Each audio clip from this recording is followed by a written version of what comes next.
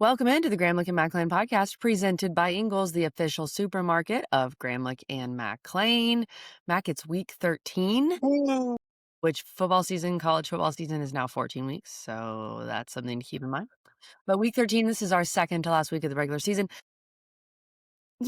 Honestly, a little bit of a clunky week, if you will, and perhaps a bit clunky just overall nationally because a lot of teams are playing some gimme games. And we don't really have that in the ACC. We have some interesting games, but we'll see.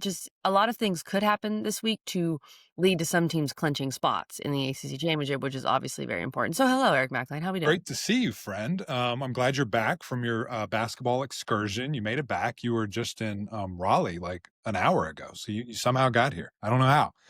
That private jet's going to good use. I love that. That's big time. I also, you speak of the clunky week and just kind of a national level type thing, because the ACC, we've got some good games here, but I do appreciate Wake Forest taking the SEC approach and having a just horrific team the second to last week of the season. So that's big. I mean, breaking news, Wake Forest positioning themselves to go to the SEC. And Clemson. Well, Clemson's yeah, also, I mean, we always do that. Yeah. Yeah, but the Deeks, I mean, they operate. They're there. Yeah, they're like, look, we're going to get our 8th wins win in the Carolinas combined. Wake Forest. We're talking 9-win Deeks, which Deeks, I'm in for that. Absolutely. Let me ask you this. I'm totally derailing the show. Do it. You and I have talked about this back and forth. Let's say he'll win 8, because we won't know the bowl outcome at this point. If Wake Forest wins 8 games, and let's say, for sake of argument, Georgia Tech does not beat Georgia, but Georgia Tech and Virginia are in the ACC Championship. So you got Coach Elliott, Coach Key, Coach Dickert. Who's the ACC Coach of the Year? 8-win Wake Forest. Should have beaten Georgia Tech.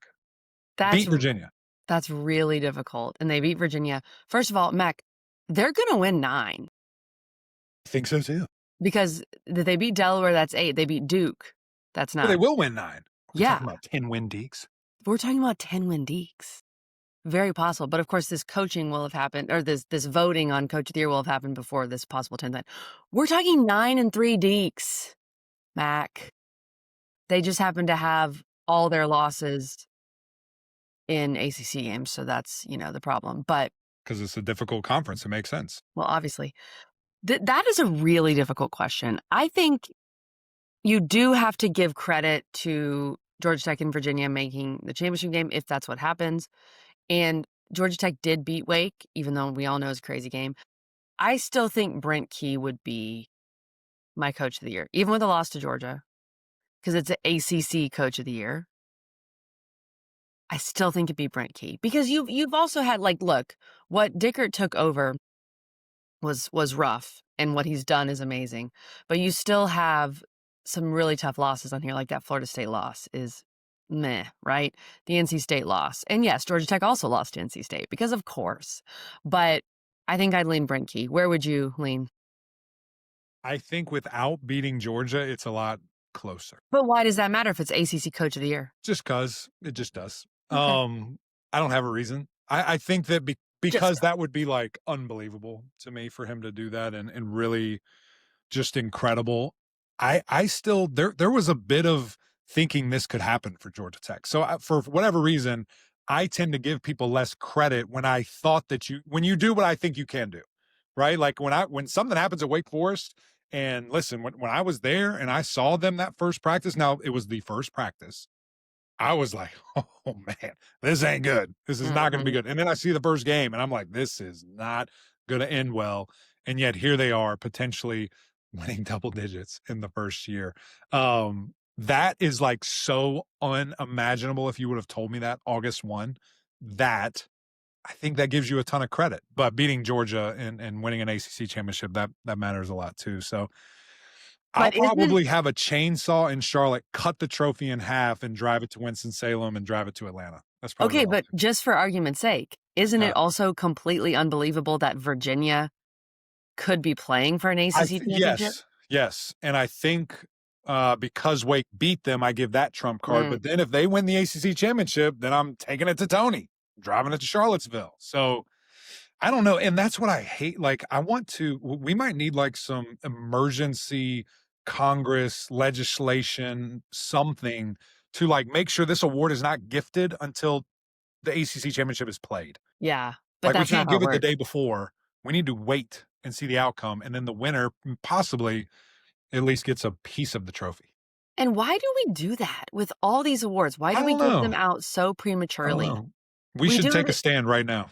we do it in basketball too. We do it before the Yeah. ACC tournament. It We're just just dumb. That's what it I is. will never understand that. Okay, speaking of the ACC championship, let's hit some clinching scenarios here. And of course, our playoff poll: Miami's 13, Georgia Tech 16, Virginia 19.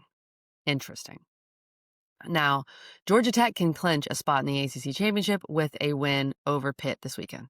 So they control their destiny, win the game, you're in.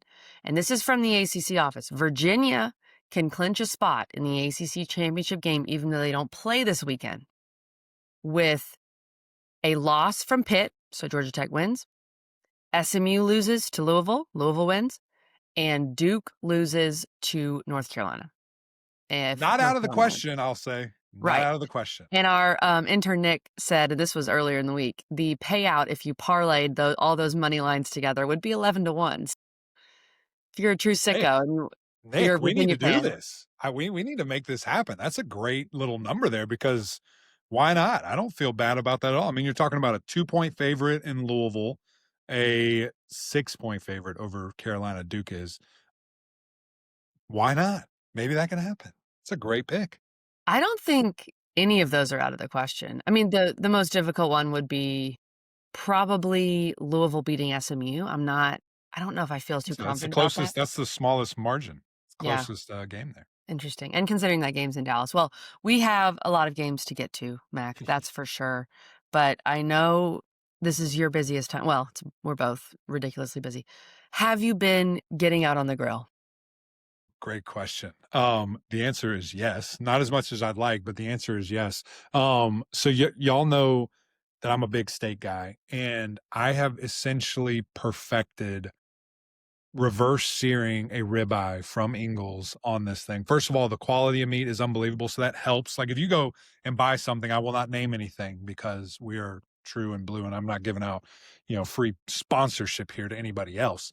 But if you go to some lowly grocery store that is maybe blue, you're not going to have the same experience. Okay. Now, if you go to a really high end grocery store like Ingles and you get their ribeye, that first of all, they cut it for you right there. They can make it however thick you want it.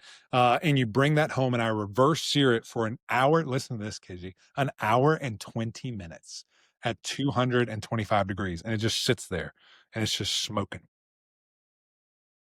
My God. And then you take it off and it kind of looks like beef jerky. Like it's kind of red-ish, like a red brown, if you will. And you're like, that looks good. It looks weird, but it looks good. And then you take it off and you got your beautiful pan. I love pans. I'm a big pan guy. They're so nice. Iron skillet pan. And you have it on your oven there. If you have gas, that's better. Fire it up. So you just got this open flame just humming. You put your garlic, you put your butter, anything else you want to really throw in there, sizzling, and then you put that steak on 2-3 minutes, flip it over. It's just beautiful staring at you right there. And then you cut into it, and it's the most perfect thing. I say all that to say this: run to Ingles right now and get a ribeye if you're listening to this. A quick message from our friends now that everybody's starving, and let's talk about these games. Did you know Ingles only sells USDA Choice and Prime cuts of meat? Maybe it's time to reward yourself. Our butchers cut all our meat fresh in the store every day. Grass-fed, organic, you name it. Not only that, we'll even cut it to order just the way you like it. And we grind meat fresh in the store multiple times a day. It's all in the bag. That's the best meat in town for the best folks in town. Ingles, low prices, love the savings. Mac, thank you for that vivid picture you just painted for all the steak lovers out there. We're going to do our annual Thanksgiving debate next week because you and I disagree very strongly on actually a lot of food items. If we're being honest, we really do, which is kind of Look fun. at us. Who do you think's right? Me or her? Come on. She's, as wide as two of my fingers. Let's go. Okay. All right. Let's get into these games, Mac. Let's start with our highest ranked team in the ACC, Miami. Number 13, Miami is traveling to Virginia Tech. If you missed our emergency pod where we talked about Virginia Tech hiring James Franklin. By the way, James Franklin has been everywhere since he was hired. And better be on the huddle Saturday. James, you better be there. Yeah, I mean, I'm sure. Why wouldn't he be? So if you missed that, go watch it on our YouTube channel, and you can't miss it. It's right there. I think Max posted it in all caps. James Franklin is the new head coach at Virginia Tech. So yeah, big deal. But Virginia Tech does still have 2 football games left to play this season, and one of them is this weekend against Miami. Miami is a 17.5-point favorite, which seems kind of low to me. Noon on ESPN. I think it's low because they're giving Lane Stadium a bump, or they're giving them a bump because of Lane Stadium. They assume that it's probably going to be packed. I feel like Lane's going to be rocking for this game. Not only is it Miami, they hate Miami. That's a nice little rivalry, but there's just so much more excitement now that you've hired James Franklin, even though he's not going to be coaching your team. It's just so weird. But that number does seem kind of low to me, Mac. Yeah, it is interesting. You talk about hating Miami. I mean, they literally hate Miami. I do radio with a guy in Charlotte. His name's Kyle Bailey, big Virginia Tech guy. And he tells me this every time we talk about it. He's like, I can't stand these guys. I hate these guys. And so I think the fan base feels that way. So not only do you have that juice and just the normal fuel to the fire, but you've got your guy. And I'm sure he's going to be there. I'm sure they're going to introduce him at some point during the game. And those fans want to be there. It's not necessarily his first game, as the head coach, which technically, it is, but it isn't. He's not coaching. It's not his, team or staff yet. But Hokie Nation wants to put on a good showing. Not that they don't every single game, but there's probably a little extra motivation for them to be ruckus. And now, listen, I as I have said, that's great for intros. When the ball's kicked off, y'all shut up. Let Miami win. Stop. What we got to do, okay? Y'all zip it. I'm just kidding. But it's going to be tough.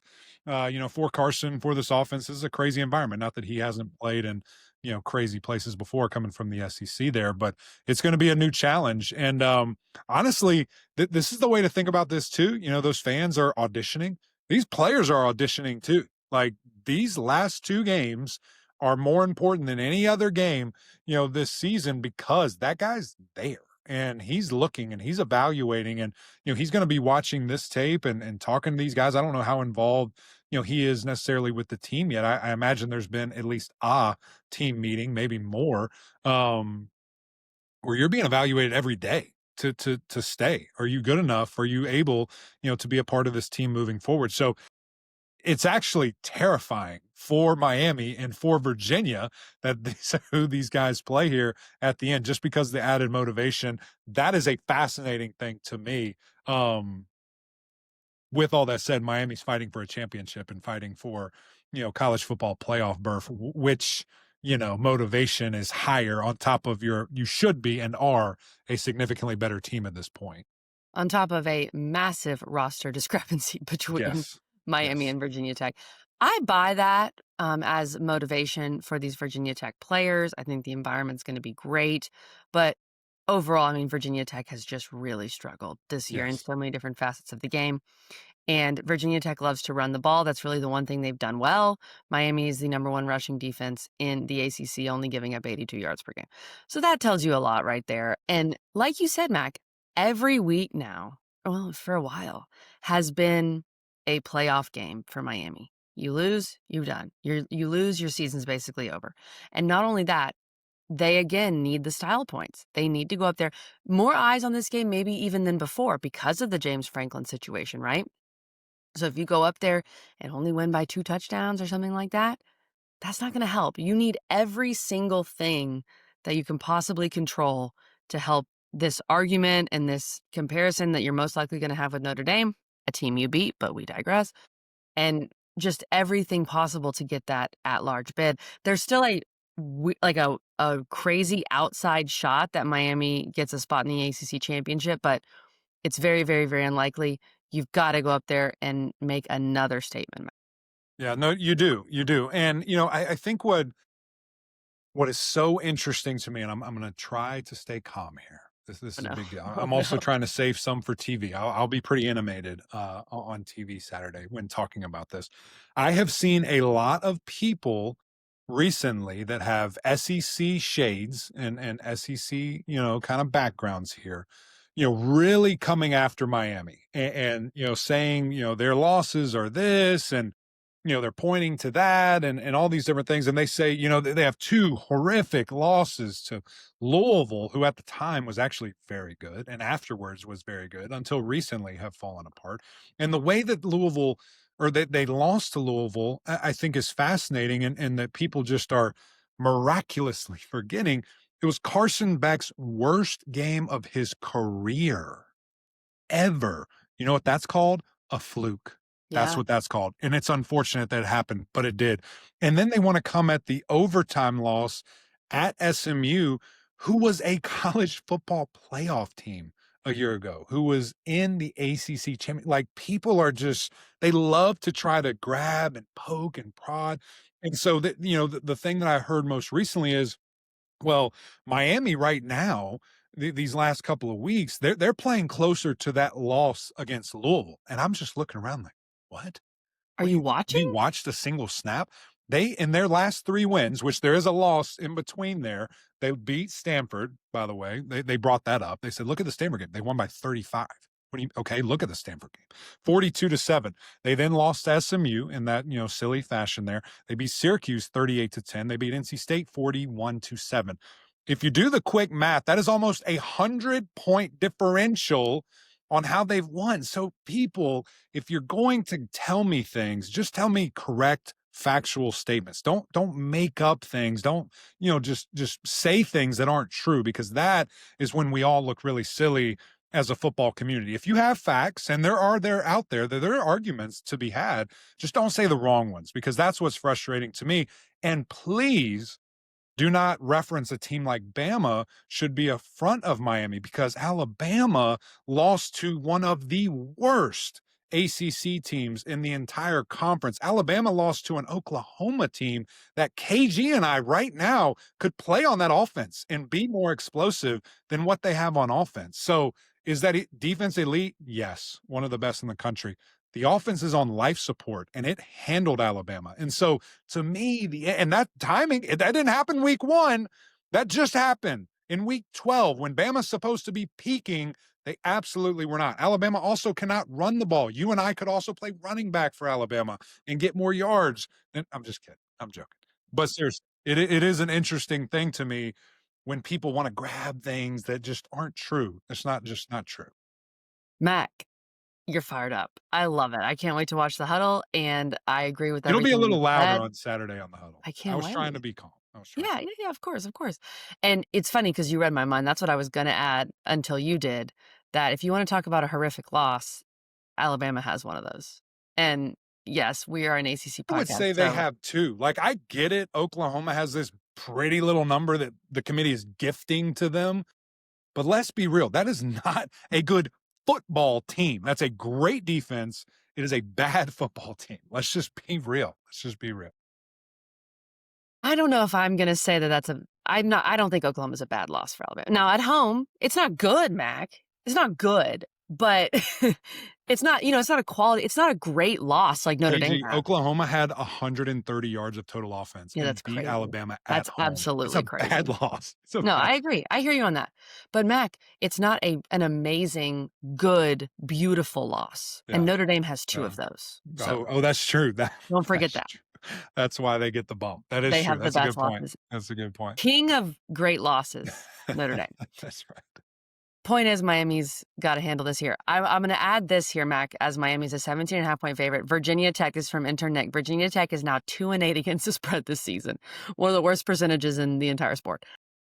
So that does not bode well for the Hokies. I think Miami, in all these external factors aside, I think Miami does cover. I think they cover the 17.5. It seems low.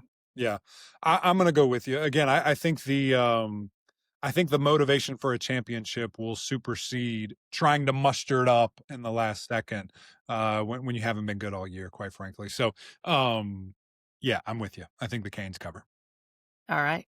Can't wait to tune into the huddle. Speaking of the huddle, Pitt is at number 16, Georgia Tech. Georgia Tech is a 2.5-point favorite. Mac, has that changed? Because I wrote this down yesterday. Is it still 2.5? 2.5 right now.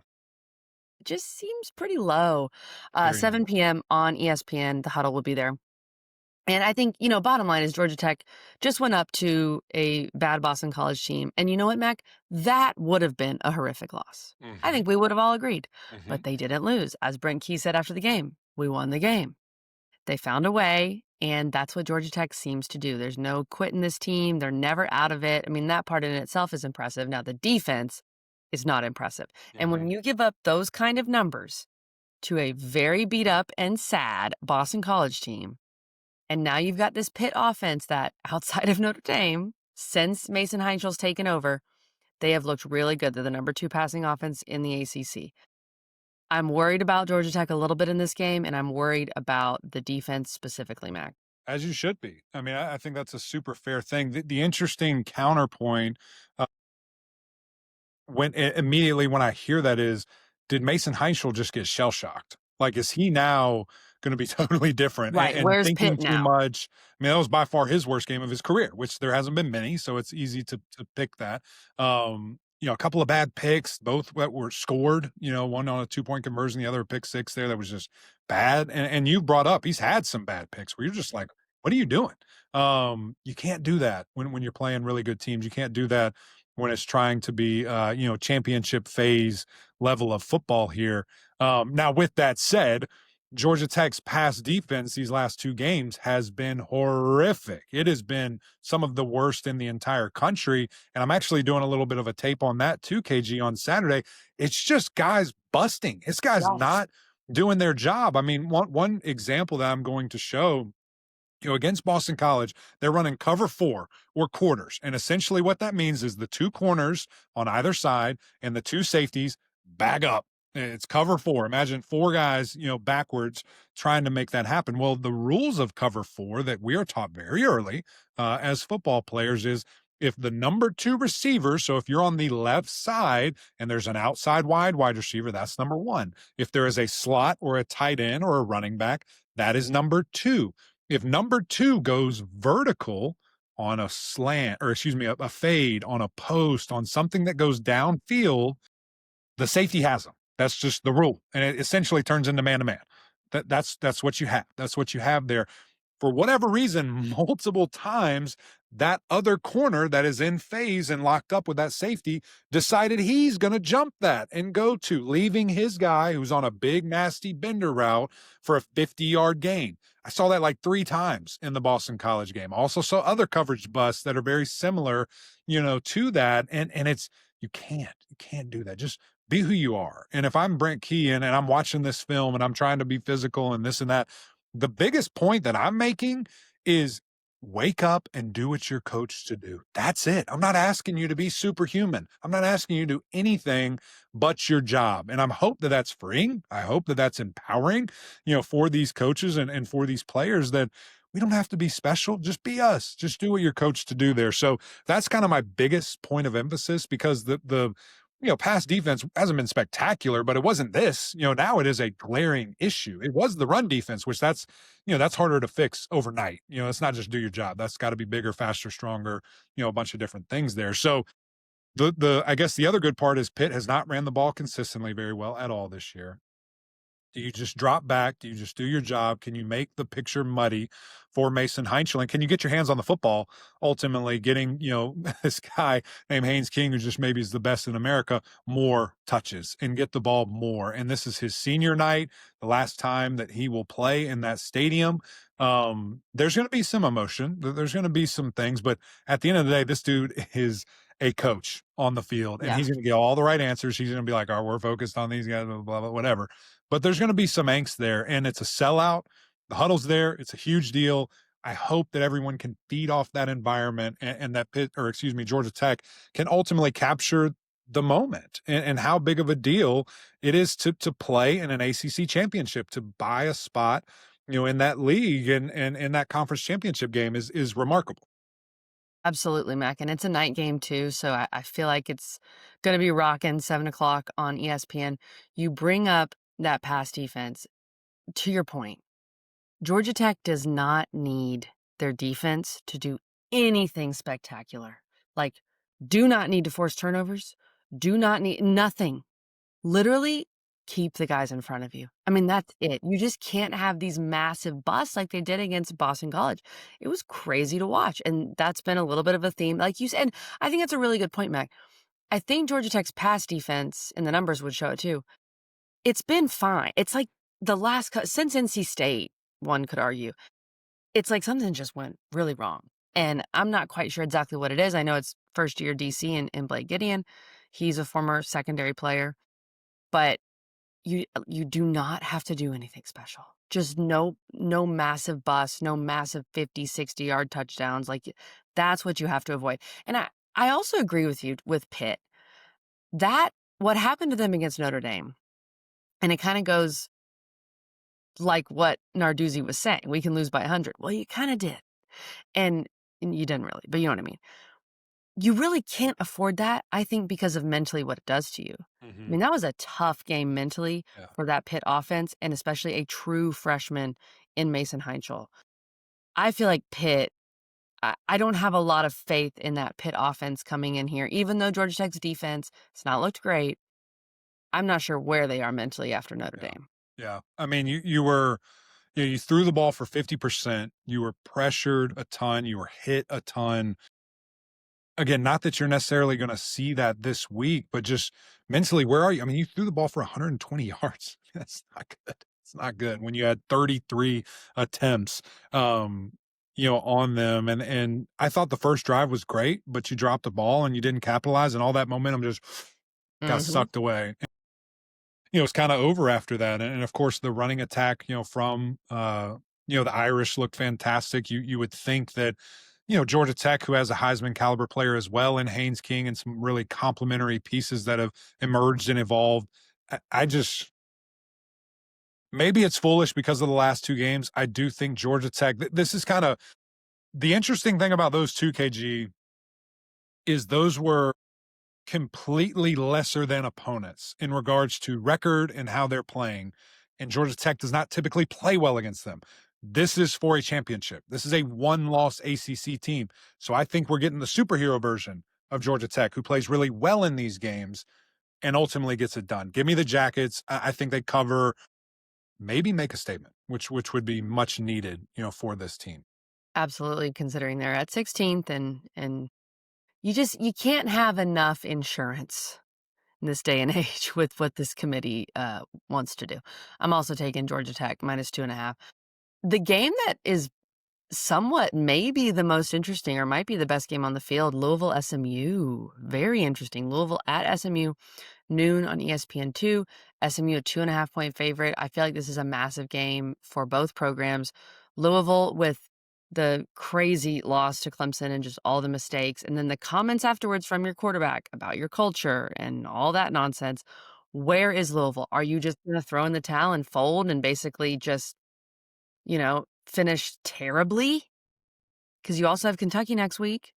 Or is this culture actually something? Like that, I think this is a massive game for that question.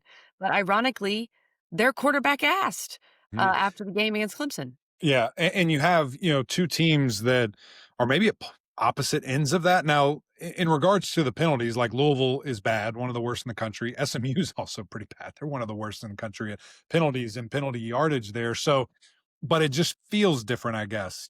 I don't have any questions about the SMU culture at all. When I hear those guys speak, when I see the way that they play, I see the way that they handle business and how they handle business. I don't feel that way at all. And their quarterback's not out here saying that on national TV. So it is interesting. And just where's the team after that said? Like, are guys like, bump this dude? Like, I'm not playing for him, this and that. Or is it just kind of address, squash, business as usual? Let's do what we can, kind of in this season here. Kind of similar motivation tactics, as I said, for Georgia Tech and for Miami. I think SMU has their eyes set on Charlotte. They understand what they have to do. They understand they also have to probably make a statement. I mean, you saw the way that they beat Boston College, finally were able to run the football, doing that. And in that game, You're going to need that defense to be who they are. They have the most forced turnovers in America, in the world. You're going to need that. And Miller Moss will give it to you. You don't necessarily have to take it. You just have to take advantage of when that ball's flying through the air. So I think Kevin Jennings continues to be on a tear. I mean, this guy's one of the best quarterbacks in the country. He just quietly is going to pass 3,000 yards as a passer. He's had a bum ankle the entire season, his superpower essentially taken away with what he can do on the ground and with his legs. So I'm ecstatic to continue to see him, his growth, and, really just, I mean, I'm not already thinking of next year for SMU because clearly they can still be in the ACC Championship if chaos ensues. But I'm just thinking of Georgia Tech and what they're building, Aaron Philo coming in next year. I'm thinking of SMU, what they're building, what they have, known commodities in Kevin Jennings and company, the excitement from Virginia Tech with this new coaching staff, specifically their head coach. If Clemson, Miami, and FSU, which has always been a huge question mark, can step up, the ACC is going to make some noise, and a Virginia team, that seems to have figured some stuff out too. That's what's exciting to me about these last couple of weeks. I actually saw Nicole Auerbach, friend of the show here, kind of tweeting about, I hate where we are right now because the committee and people not being ranked where they're supposed to, this and that, like it causes us so much hate and angst for the last couple of weeks of the season instead of enjoying this last, product until it's gone for months. So I am kind of in a sense looking at that and saying there's still some really fun opportunity here that these teams can capture. That's a great point. And Nicole was on our show. What was that? A couple years ago? She was great. I think so. Her dog's name is Red Red. Auerbach, which Red. I think is And just his coach. amazing. Yeah, unbelievable. And Mac, I like what you're saying here in terms of Louisville and SMU seasons are not over by any means. They're both 7-3, but building towards next year, it's huge for both teams. Only one of these programs is going to finish 9-3. Possibly, we'll see. And SMU, like you said, if they can win out, and we know crazy things happen with Virginia Tech. I'm not saying it's any guarantee. Now, Virginia Tech has not looked good. I understand that. But it's not just a guarantee that Virginia is going to beat Virginia Tech, a team that Virginia basically never beats. So SMU can not really control their own destiny, but they can keep winning and just hope crazy things happen because that's what happened last year. Clemson kept winning and then crazy things happened. So don't ever rule it out, Mac. That game last year was really fun, by the way. 2024 in Louisville, SMU won 34-27. One of Kevin Jennings' best games, probably. That was kind of his coming out party. He had like 150 rushing yards too. Yes. It was crazy. Which again, he hasn't been healthy this year in terms of being able to run the ball. So how much of a factor is that? Louisville is 3-0 against the spread on the road this season. And Coach Brom has not lost against the spread as an away underdog since 2023. So we know, speaking of that Miami game with Louisville, we know that as an underdog and on the road, that's where Louisville seems to thrive. But did the Clemson loss break you in a sense? Yeah, I think that on top of no Isaac Brown. Well, yeah, that too. Great point. Probably blouses. We'll see though. That's why you got to play the game. Yeah. Give me the ponies. I think the ponies win this. I agree. It almost feels too simple, but I feel like SMU handles this. All right, Mike, let's run through the rest of these games. We've got Florida State and NC State. This game is in Raleigh. This is a Friday night. This is tonight, 8 o'clock on ESPN. Florida State, what could go wrong? What could go wrong on a Friday night for you? I mean, nothing ever, right? In Raleigh, yeah. Add that to it, too. Have we talked about Florida State playing 2 Friday night games this year? That seems interesting. For the brand. It's for the numbers to get more money. Smart. Guess so. All right, they're a 4.5-point favorite. Florida State leads this series all time, even though NC State has won the last 3 meetings. Believe it or not, Mac. I don't know where NC State is mentally. I don't know where Florida State is mentally. I have no clue what to expect from this football game.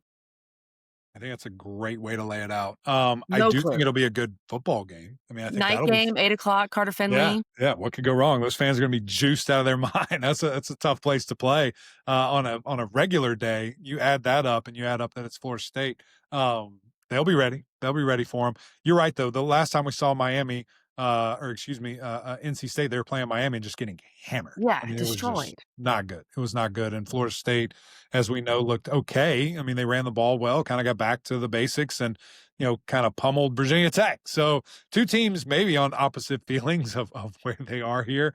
I don't know. There's so much uncertainty with really both of these teams. I think I'm going Noles. Give me the Noles to Really? cover and to win. I like NC State to cover.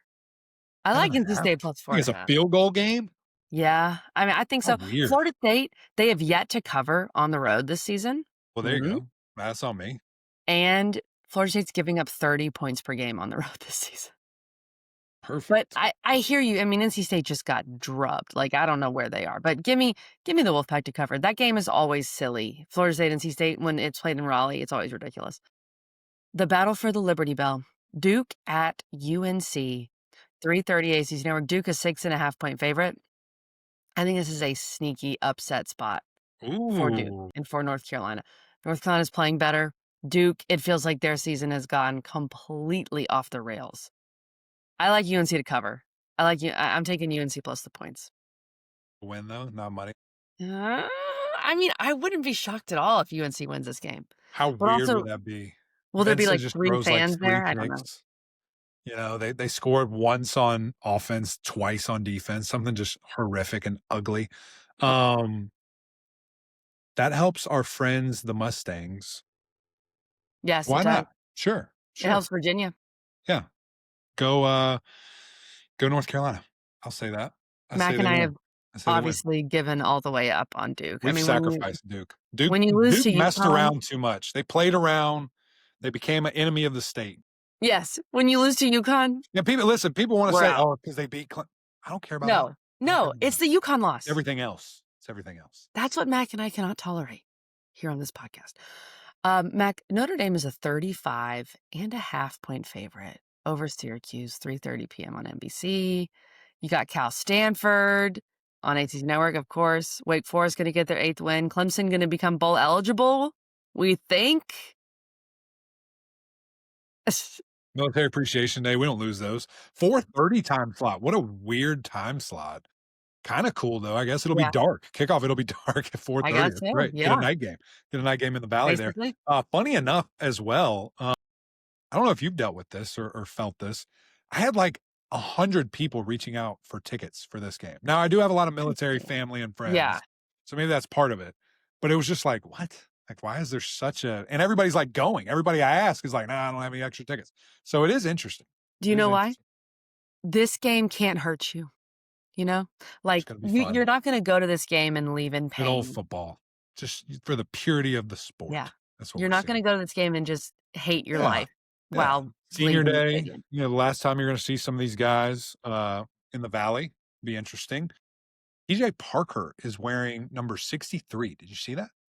His dad wore that. His dad wore that in high school. And so he, for this game, is wearing 63. It's kind of cool, I guess. Interesting. Yeah, it's fascinating. Tigers roll. What do you want to see in this Deeks game? roll. I want to see Deeks roll too. I want to see like what's next for Clemson, for real. Like I want to see Gideon Davidson go for 100+ yards. I want to see quarterbacks, a lot of them. Like, who's your guy, if you have a guy? Interesting. And 10 or less points. That's my checklist of successful game where I'll feel really good. Reminds me of T. Higgins, his freshman year. He had a big game in this military appreciation game. I think the Citadel, he had like 100 yards. That got him going. Last question here on the Clemson Furman game. Did you see enough from Vizina against SMU, or you feel like you need to see more? Like, what will we actually learn against Furman? Yeah, I just need to see more. More people too. Where else? Who else? Cal Stanford, huge rivalry, massive. Yeah. At Stanford, I think Cal gets that done. They're a 3-point favorite. Can Syracuse cover the 35.5? Nope. Notre Dame is going to want to also make a statement. They might win by 50. We'll see. Syracuse could do the funniest thing ever and help the ACC out yet again, but there's no way. What would we do if that happened? Fran Brown appreciation. I would donate thousands of dollars to Syracuse's NIL. if they Really? plural. Okay, Thousands. let's get it on the record. Mark the tape. Syracuse upsets Notre Dame. Mark the tape. Eric McClain Thousands will of dollars. donate how much? Thousands. I don't know. We'll make it up. That could be You take, but 2,000. okay. That's thousands. But we'll see. Depends on if it happens or not. See if I feel cheery. It'll, of course, come from our podcast. It's a business right I was going to say, notice he said Eric McClain and not the Graham Looking McClain podcast. So it all happened. We'll see. Who knows, KG? This might be a chaotic weekend. It seems pretty, cut and dry, but we don't really do that. We did it last weekend. It was fun. It was great. I would love to do that again. Our producer, Richmond Weaver, is calling me. I got to jump on his radio show. So we appreciate you guys. Go subscribe. Jump on this channel with us. And until next time, we'll see y'all. Rollback just dropped their licensed game day collection. Polos, hoodies, Q-zips, custom designed for your school. On game days, we wear Rollback, period.